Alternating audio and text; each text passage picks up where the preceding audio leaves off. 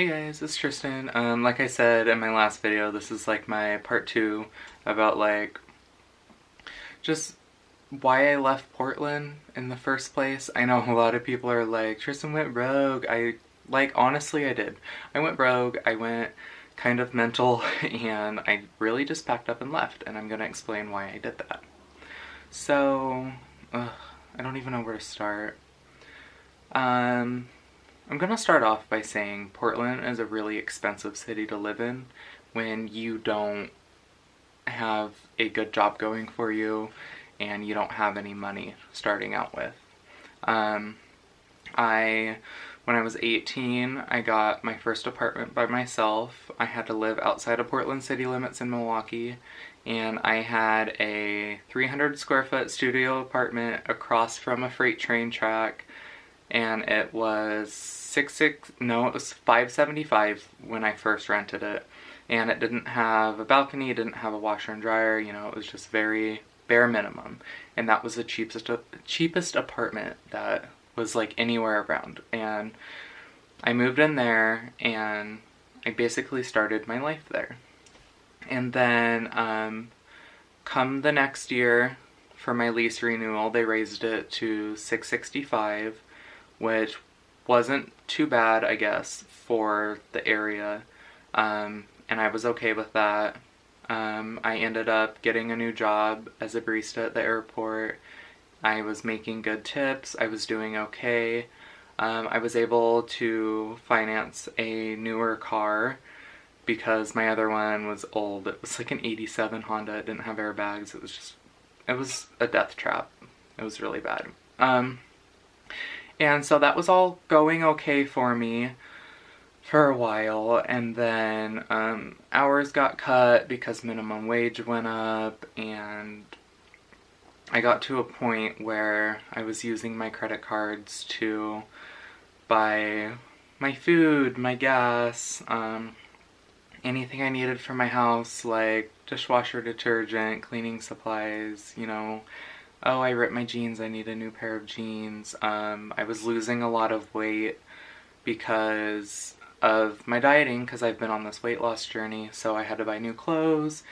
And, a few months later, I'm about $3,000 in debt, and I didn't tell anybody because I just wanted my family to think I was doing okay living by myself, because I was trying so hard just to be independent, and I was trying to work so hard and just have money, and it just stopped being realistic. I got to a point where I got my old job at Starbucks back at the same time I was working at the airport, so I was working 2 jobs, and I was trying so hard to pay off my debt and just, try to have money to at least do anything. I couldn't really go out or do much at all. And then May of 2017, I got my lease renewal paperwork, and they wanted to raise my rent to $840, which isn't bad for the Portland area, which is psycho. But it was terrible for the apartment. My apartment was built in the 70s. It had an original kitchen, all the old rinky-dinky appliances. The the bathroom was okay. It was just like the shower surround was so old, the white turned yellow and it was cracked, and it was just, it wasn't very nice. When the trains went by, there was an earthquake every time and the building would vibrate, and it was just not a perfect apartment anyway, but it was a good first apartment, but not for $840. So I knew I couldn't afford to renew my lease, so I kind of looked around, and there was nothing cheaper, and it just turned into this whole, stressful situation where I'm thousands of dollars in debt, just trying to survive. There was no way, my jobs were going to help me get out of that. There was no other jobs available because there was so much competition, and I just started having panic attacks again. I've always had anxiety and panic attacks, and once I start having panic attacks, I know I'm not supposed to be in that situation anymore. So I kind of just, I think I had just gotten off work one day, and I remember this, and I was having a panic attack and I was crying in my apartment, and I packed an overnight bag and drove 6 hours to my hometown in the middle of the night, and kind of just like came home crying to my grandma and was like, I can't do this anymore. I need to come home.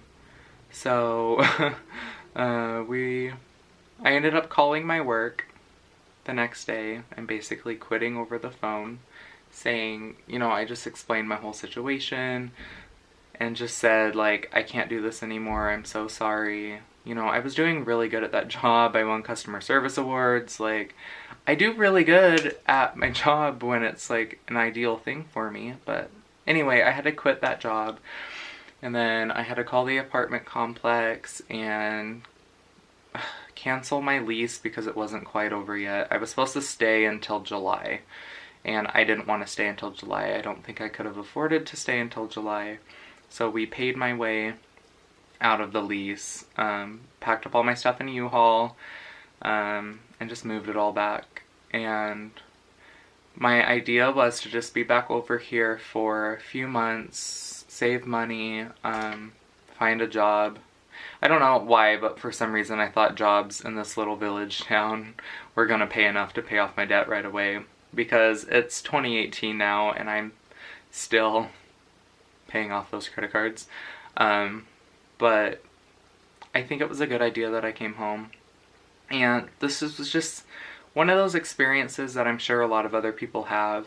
You want to go move to certain cities because they're so like highly talked about. They're supposed to be so great and so much fun, and they are if you have the money for it. But if you're really young and you don't have money, it's not really an ideal situation.